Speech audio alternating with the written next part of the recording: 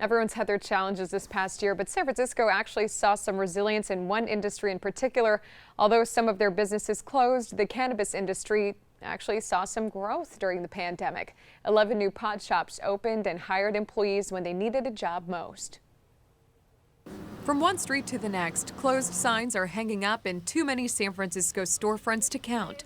The cost of staying open during a shelter-in-place proved too much to bear. While the hospitality industry was decimated, there was one hybrid industry that actually saw some growth in 2020, cannabis. Used for both medicinal and recreational purposes, pot was deemed essential by the mayor.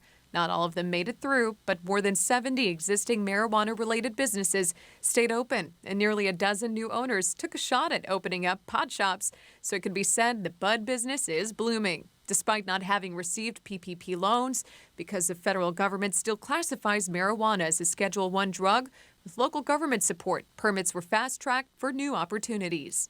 So the owners of Steezy and Union Square are actually one of 11 equity applicants who were approved during the pandemic. Let's head inside and say hello.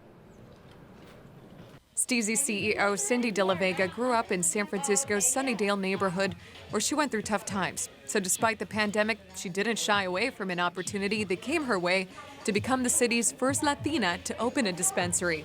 But I kept going, and look, I opened it. And so my thing is just continue to educate yourselves.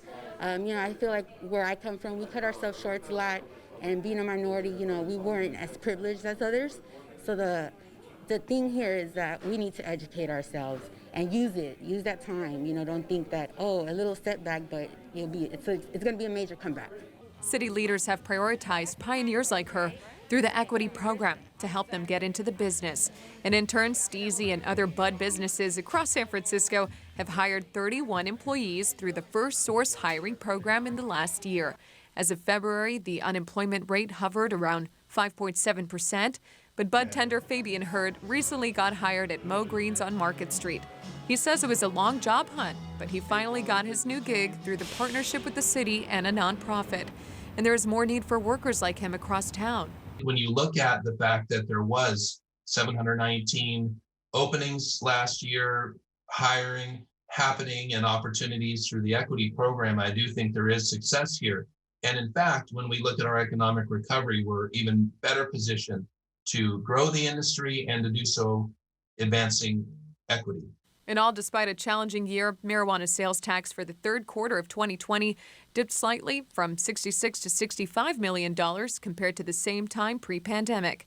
Meantime, bud businesses are banking on less restrictions in the near future and have their lounges ready to go for when tourists and locals are allowed back.